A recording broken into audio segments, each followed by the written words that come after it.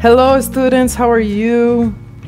Meu nome é Gabriela, bem-vindos a mais um vídeo do meu canal. Se você não conhece meu conteúdo, prazer, né? Você pode fazer um tour aí pelo meu canal, tem vários outros vídeos muito úteis para quem está aprendendo inglês sozinho. E se você gosta desse conteúdo, deixa o seu like, se inscreve aqui no meu canal, que você vai ajudar muitas pessoas que querem aprender inglês gratuitamente e ajudar o nosso canal a crescer. Hoje eu vou falar de um assunto que muita gente vem me pedindo já tem um tempo. Como que eu aprendo inglês sozinho, né? Como aprender inglês em casa? Gente, essa é uma pergunta da mesma natureza de, por exemplo, como que eu faço para emagrecer? Né? Como que eu faço para fazer uma viagem, para fazer um planejamento financeiro? Primeira coisa que você precisa é ter um motivo. Mas por que um motivo? Eu quero aprender inglês. Mas para que você quer aprender inglês? Por exemplo, eu quero aprender inglês para uma viagem. Eu quero aprender inglês para entender as séries que eu assisto. Eu quero viajar, né? Eu quero conhecer pessoas de outras culturas. Mas será que esse motivo é suficiente? Por que eu acho que não? Porque se você quer aprender inglês para fazer uma viagem, o dia que a viagem passar, você não vai ter mais motivo, certo? Né? Se você quer aprender inglês para subir na sua carreira, o dia que você subir na sua carreira, talvez seu motivo acabe. Então, além de você ter um motivo, esse motivo tem que ser emocional. Você tem que ter um vínculo, né? Você tem que ter uma emoção junto com esse motivo. Por exemplo, uma autossuperação, né? Eu quero aprender inglês porque eu quero me superar, eu quero provar para mim mesmo que eu posso fazer isso. Eu quero melhorar na carreira, eu quero ser uma pessoa mais culta, eu quero abrir minha mente, porque quando você aprende um idioma, tem gente que até fala, ah, mas e depois eu vou usar para quê, gente? Você pode assistir filmes, séries, a maioria dos conteúdos que tem na internet estão em inglês, né?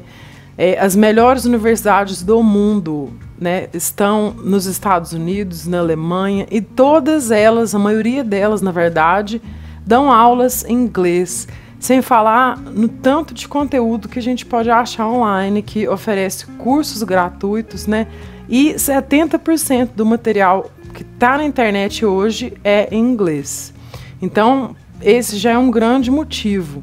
Se não for suficiente para você, eu sugiro que você escreva num papel qual que é a minha motivação, né? Porque quando chegarem os momentos difíceis do estudo, né, que eu vou falar ainda na continuação desse vídeo, são esses motivos que vão te manter firme no seu aprendizado, porque tudo que a gente começa a fazer, a gente vai enfrentar desafios, né?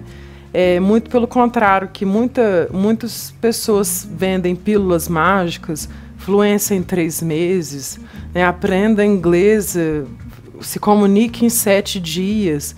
Gente, não é que isso é mentira, né? Eu não vou desacreditar de algum master ser humano que vai aparecer no Guinness, mas a gente sabe que tudo na vida é conquistado com esforço, trabalho e dedicação.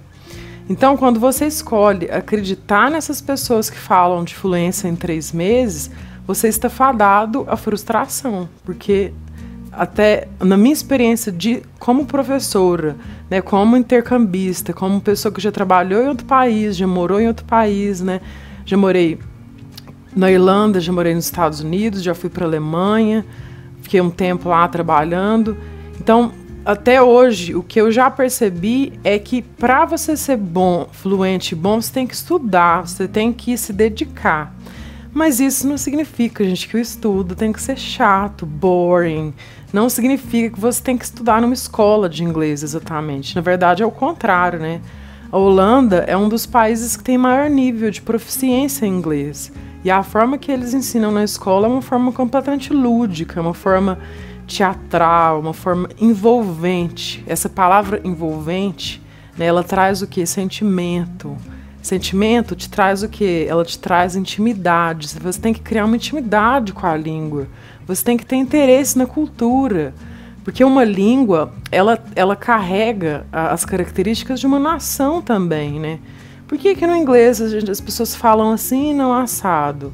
Porque se você conhecer os gringos, se você conhecer outros países, você vai começar a perceber que eles são diferentes, sim, da gente, né? Nós somos aqui né, latino-americanos, nós somos mais quentes, eles até chamam a gente de warm, né? Nós temos uma cultura um pouco diferente, né? Bem como você vai ver diferença de pessoas do Reino Unido para os Estados Unidos. Você vai ver diferença de pessoas da Irlanda para a Austrália. E todos esses países falam inglês. Então, quando a gente aprende uma língua, a gente tem que aprender também sobre as nações que falam essa língua, né? Tem gente que fala assim, eu gosto de aprender gíria. Gente, gíria é uma coisa muito, como é que eu vou te falar? Geográfica, né? Uma coisa muito de... os Estados Unidos tem uma gíria aqui de Nova York, pode ter outra gíria no Texas, pode ter outra gíria na Irlanda, que vai ser completamente diferente no Reino Unido, e etc. Então, vamos aos passos práticos. Como que eu estudo em casa, né? Primeiro, vamos achar uma atividade que te envolva. Eu não vou estudar um livro que está falando de assunto que eu não quero saber. Por exemplo, se eu abro o livro de inglês e ele está falando ali de pessoas jogando um jogo, sei lá, de educação física. Se eu não me sinto envolvida, por exemplo, com futebol, eu não vou querer ler aquele texto. Então, para início de conversa, hoje em dia a gente tem muito material na internet. Então, você vai ter que achar textos de pessoas, né? Vídeos de pessoas confiáveis, é claro, que estejam falando de coisas que você gosta de ouvir. Por exemplo, não vai ser um assunto específico também, mas assim, pessoas que você se identifique, né? Como que eu vou fazer? Eu posso começar assistindo desenho, por exemplo. Desenho para criança, desenho tem uma linguagem mais fácil de entender, mais devagar, mais clara, né? Então, atividades que você tem engajamento. E nós temos 4 habilidades. Eu aprendi isso com a Karina Fragoso, tá, gente? Eu gosto muito de dar o crédito para quem me ensinou, porque a gente acha muitos mestres na internet também, né? Eu sou uma hoje, mas graças aos vídeos da Karina Fragoso, da Ask Jack, do Nenilson de Lima, do Gavin Roy, eu já aprendi muitas coisas, né? Então eu menciono sempre eles para vocês irem na fonte também, procurarem vídeo deles, que provavelmente tem muito mais conteúdo que eu, que estou começando agora, né, no caso. Então você tem 4 habilidades, que são as habilidades passivas, que a gente chama de input, né, onde você recebe um conteúdo, você não está produzindo nada, que são reading, lendo, certo? E ouvindo, que é o listening. Quando você faz essas 2 atividades, você não está produzindo nada, certo? Então, quando, por exemplo, você está assistindo ali uma série, você está lendo a legenda, né? A legenda mesmo que seja em inglês, ou você está lendo um livro, está ouvindo um podcast, aquilo chama input, você está recebendo informação em inglês. Mas para a gente ter um aprendizado completo, a gente tem que ter também output, que são as atividades onde a gente produz alguma coisa, né? No caso do writing, que é escrevendo, você vai ter que escrever ali, e do speaking. Gente, o speaking é o principal, né, elemento de tudo isso, né? Eu considero que os 3 outros são complementos do seu speaking, porque a finalidade que a gente tem, né, na verdade a maioria das pessoas, 99% das pessoas, é falar. A gente quer falar, né? Tirando as pessoas que têm que estudar inglês, né, que eu preciso ler esse livro, eu faço um curso, mas eu duvido muito que essa pessoa vai ficar só na leitura, ela vai querer falar sim. Então, o que diferencia a gente que está fazendo aquisição de uma segunda língua para uma criança, né, que está ali aprendendo a primeira língua dela? A criança, gente, ela tá desesperada. Tipo, a criança, ela precisa saber o nome daquele trem. Ela grita, mãe! Ela tem que falar mamadeira, mamãe. Ela precisa aprender as palavras, porque senão ela passa fome, ela passa raiva, né? Imagina, o bebê tá ali, tipo, querendo arrotar, e a mãe vai lá e dá uma chupeta pra ele, entendeu? Então, a criança tem que falar, senão é uma questão de vida ou morte. E no caso de uma segunda língua, se você não tiver numa situação de necessidade extrema, né? E mesmo assim, eu já vi muitas pessoas que moram fora do Brasil não falar inglês muito bem, elas falam só o necessário para se comunicar. Nós somos adultos, e ser adulto, você já tem uma noção muito maior do universo em volta de você, não é? Você tem elementos como a autoestima, você se sente constrangido, né, envergonhado. Então, a questão da autoestima do adulto atrapalha muito ele. Eu vejo muitos alunos, né, eu vejo muitas pessoas com bloqueio para falar inglês.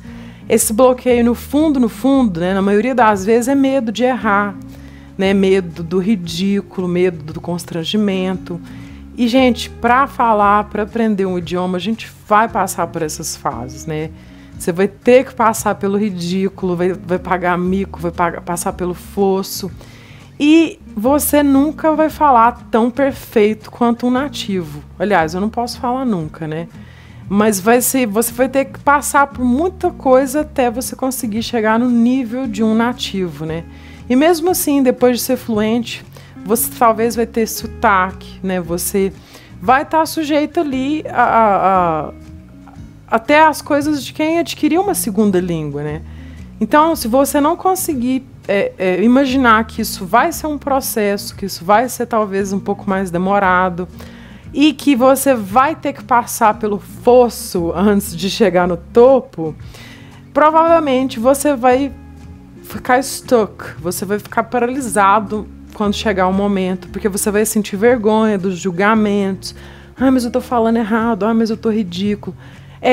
Gente, é ridículo sim, né? E eu já paguei muito mico na vida, eu paguei muito mico e eu escolhi pagar mico no exterior, mas eu poderia ter pagado mico no Brasil também, né? Mas para mim, eu acho que estando fora do Brasil foi uma questão de, igual a criança, foi uma questão essencial. E lá ninguém me conhecia também, eu tava nem aí se eu tava errando, se eu não tava, eu queria era aprender. Então, quando você se abre para errar, quando você assume que você não sabe, né, é o momento que você mais aprende, que é o momento que você aceita que as pessoas te ensinem, que as pessoas te corrijam, né, que aceita passar vergonha, né, essa que é a palavra, o segredo, né. Então, esse vídeo aqui eu não quero que ele seja muito longo, eu só queria passar essas dicas para vocês. E não se esqueçam de, quando você for fazer uma atividade, tentar praticar essas 4 habilidades, né? Se você não puder fazer as 4, tenta pensar quais que são as mais importantes para você. Qual que é o seu objetivo? Falar inglês? Então ouça, fale, né? Talvez você vai ser um semi-analfabeto aí na hora de escrever. Mas se o seu objetivo é falar, vai fundo, né? Tenta eliminar só uma, na verdade. No mínimo, tenta fazer no mínimo 3. Então, é isso. Eu espero que eu tenha ajudado vocês que estão tentando aprender. Para mim foi muito difícil também, eu já fui travada. Vou deixar até o link aqui de outro vídeo que eu falo um pouco de como que eu aprendi inglês. E I'll see you on next video. Thanks for joining my channel. Assina meu canal, hein? Coloca aí, dá like no meu vídeo, manda para um amigo, ajuda nós a crescer. Beleza.